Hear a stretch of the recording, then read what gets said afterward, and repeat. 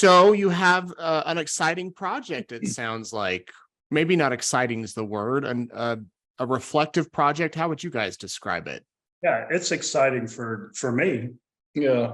So we're glad to be taking this opportunity to share stuff that maybe people haven't heard in hopes that it'll help them. So that's exciting. Yeah.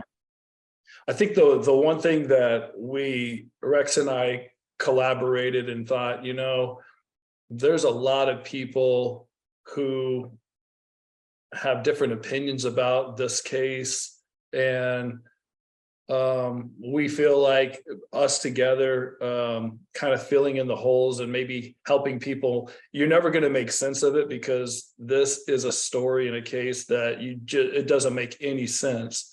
But at least there's so many people in different levels of pain or being upset that we would like to just try to help people who are going through that or need extra attention or whatever it is, that we're going to try to do a podcast and write a book just to help those kinds of anxieties and things like that.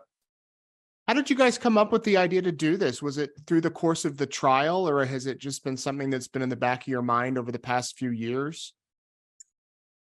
Adam was writing a book about his involvement with this, about Lori, and it's tough to do that. Writing a book, you just keep rethinking it, rewriting. I know this. And the trial was just a difference maker for me when I went there. And as you know, I felt so appreciative of people. I just wanted to do whatever I could for people to help them through, and to help the people like you that are helping people through the media.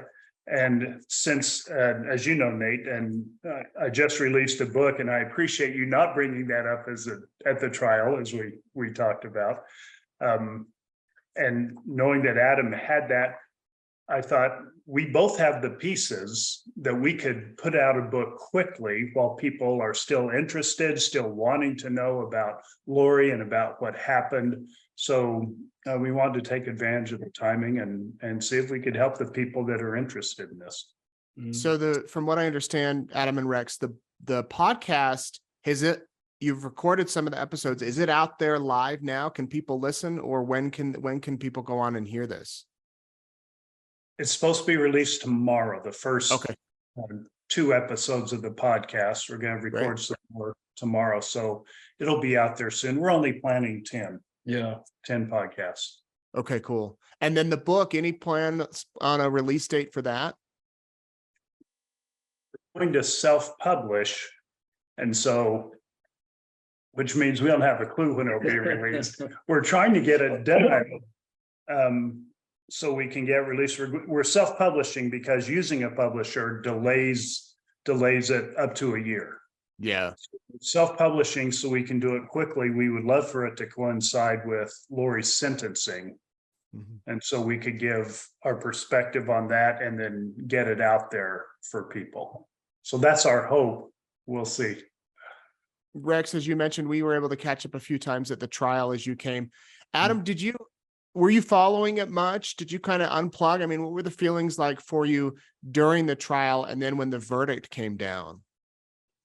Well, there's a lot there. I tried to kind of keep going, and it's very difficult for me to sometimes partake in watching everything, just because I guess I was too close to it. But I did hear from a lot of people that said, what do you think about this? Or what do you think about that? Without me even watching or knowing, I would just tell people my opinion of what they told me they heard or what they saw. I know during the time when the kids were missing, and I do appreciate you tracking Lori and Chad down, because at that time, I had tried to talk to my family, my parents, my sister, and I don't know if you know this, but they had cut me off completely when I said, somebody's got to help Lori. She's lost her mind. And so when I was like, they were saying, my mom and were believing that, Lori was hiding the kids from Kay's brothers that were going to try to come get him. Some, just in my opinion, were ridiculous thoughts. I was like, the kids are probably not alive. If they killed Charles and, you know, all these things, my first instinct when I heard the kids were missing was that the kids were dead. And I told that to Rex. I told that to everybody. I was like, there's no way they're alive. Otherwise, Lori would produce them. And so when you are actually doing your job and going beyond your job, which I appreciate, We all do. to get that going, you know, that during those times, it was just very difficult for me to talk to media or do anything, just because I don't know. I just, some days I had a hard time getting out of bed. So I feel like now that I've had time to process some, and, you know, I was in shock for a long time, and, you know, cut off from my family and all these things, that I'm just now starting to try to help, because I understand how much help that I need. So I understand there's other people that need the same amount of help. So I feel like anything that perspective that I could help, or, you know, help people feel better about the situation, then that's why we're doing this podcast and doing this book.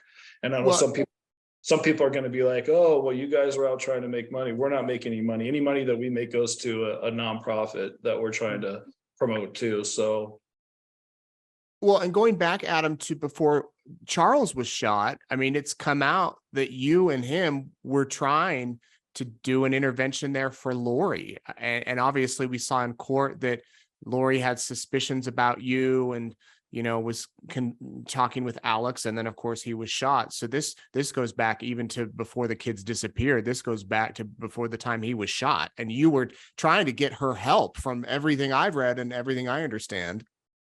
yeah.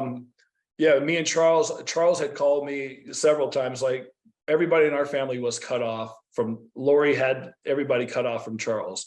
Charles was trying to go to our family members' houses or whatever, or to call them. I was the only one that took his calls, because in my opinion, family is family, and you need to hear all sides before you can make any decisions on anything. And so when Charles was calling me and he was telling me things, and I was like, that sounds like that could be true. So then I just started listening to him, and he called me every day in a panic.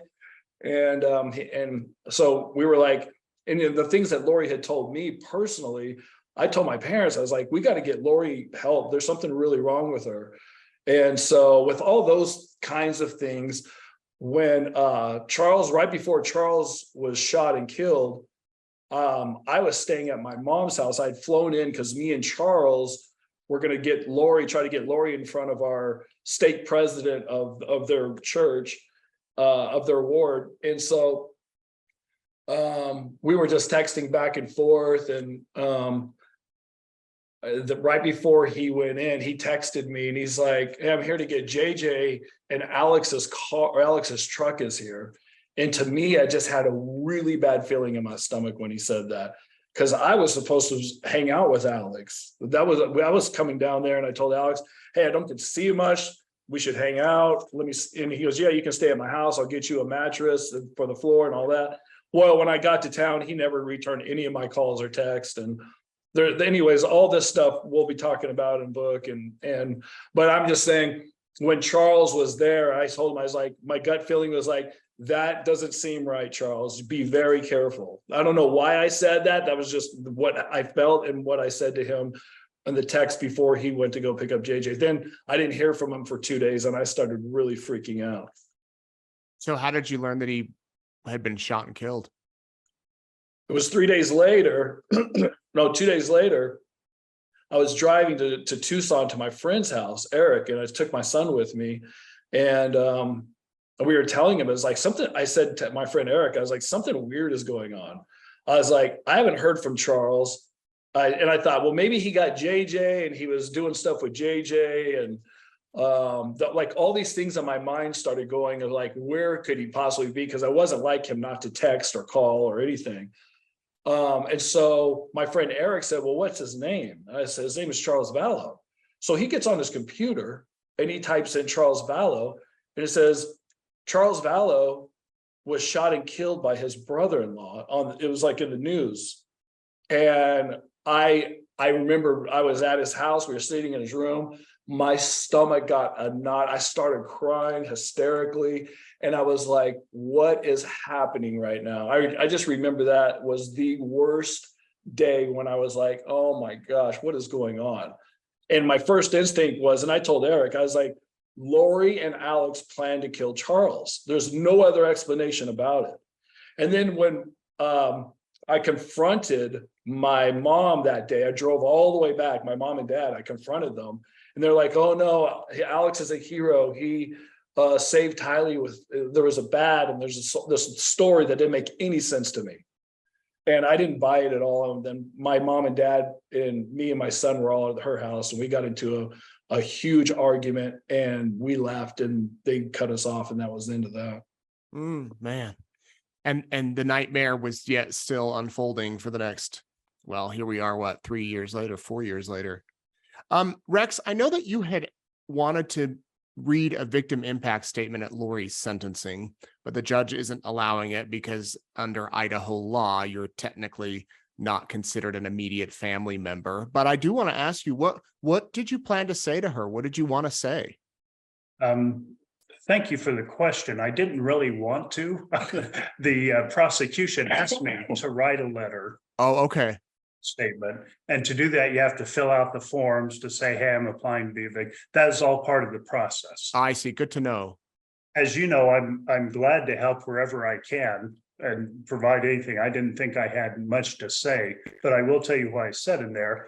I said, as someone who has known and loved Lori since the day she was born, it's painful for me to say this, but basically I went on to say, I don't believe she can be rehabilitated.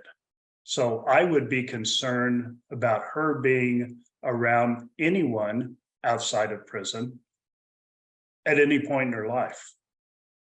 And so I had some guidance from a man who had been involved in the court system and helped judges, when they were trying to decide sentencing.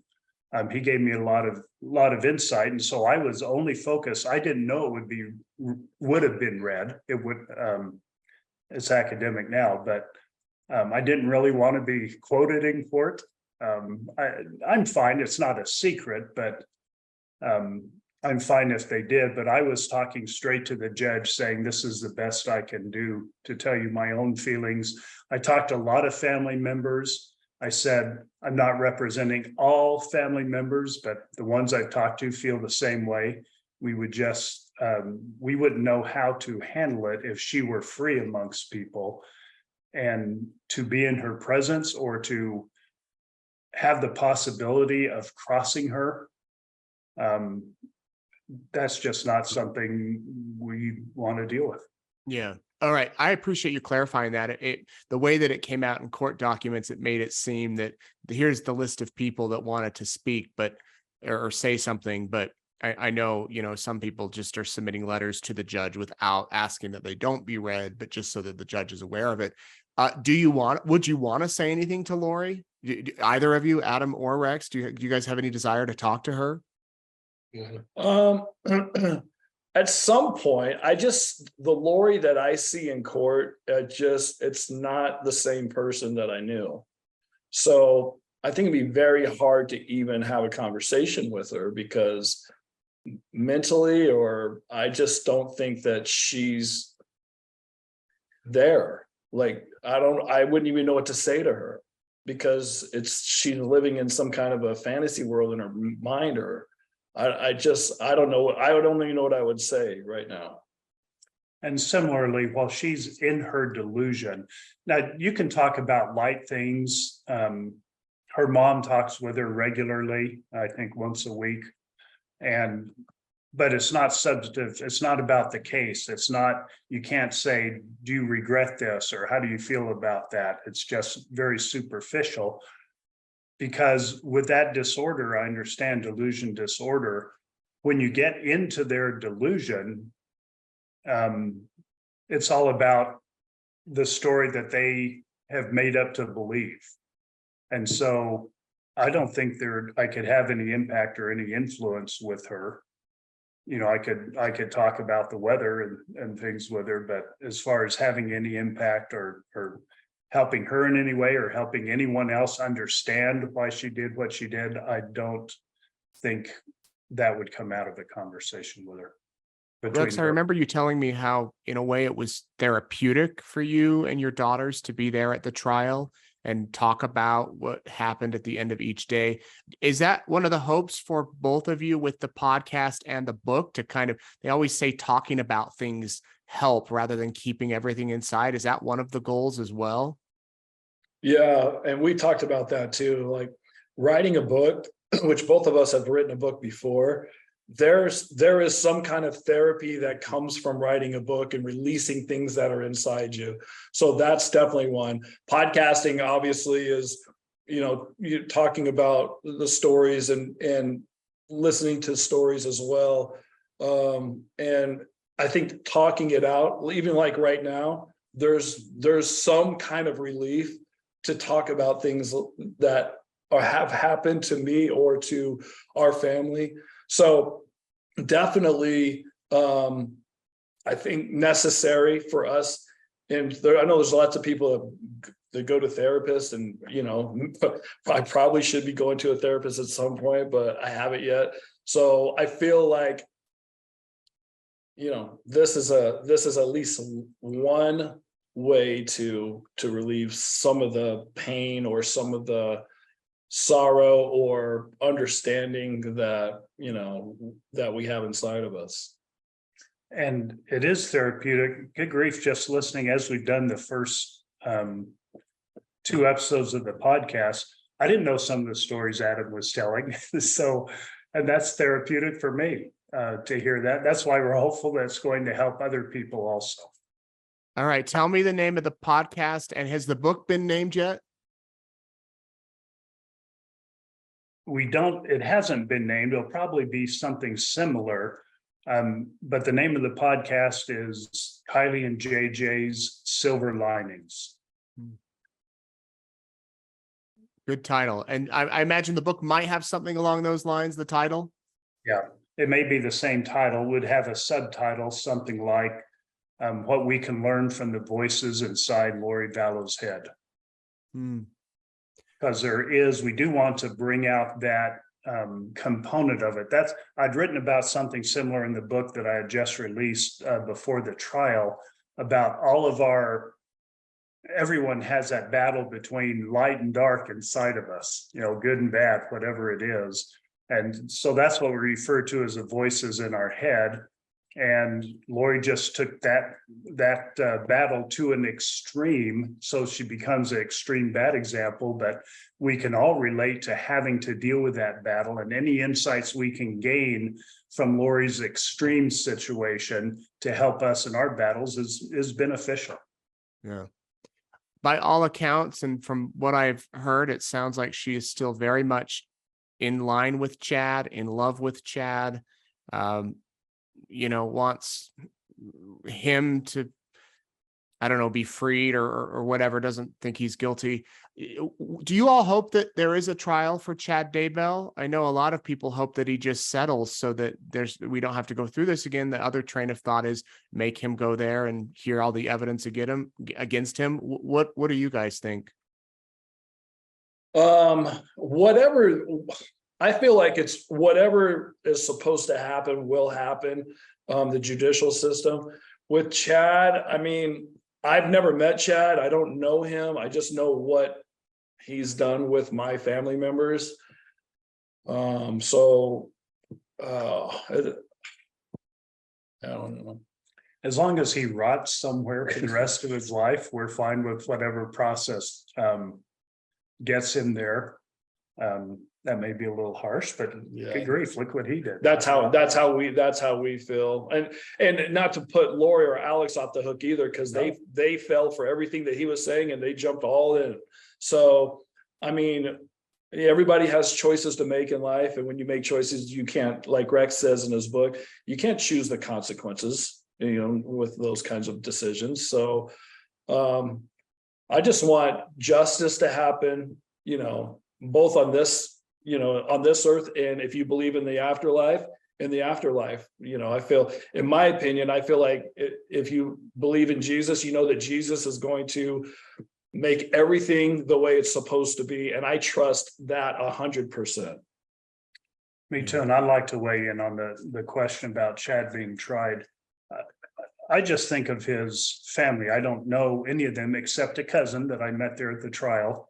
And whichever process would help them the most, because they have to heal like all of us. And if a trial would help that, I'm all for a trial. If it would hurt that, I'm all for Chad doing, what would be the right thing by his family, but that hasn't been the history.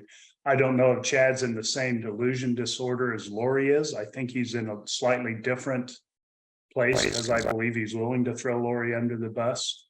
And so I would be fine if we didn't have to, the collective all of people that have been involved in this, if we didn't have to go through that. But if we do, we'll still be united. That's what I love about this, Nate. I know I talked with you about this during the trial. Everybody, when I interviewed with you and I read the comments, they were from all over the world. This is touching millions of people. Everyone's united. No one except Chad and Lori are calling for leniency or understanding or freedom for Chad and Lori.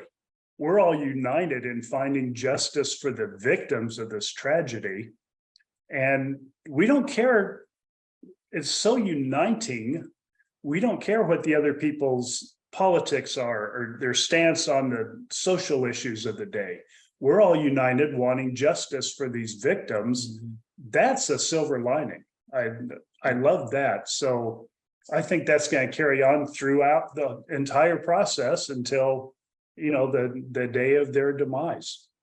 Yeah, it was a sight to walk out of that courtroom after the verdict and see 100 or so people gathered outside the courthouse, none of whom had ever met JJ or Tylee. Maybe a few had, but they were there because they cared about these kids.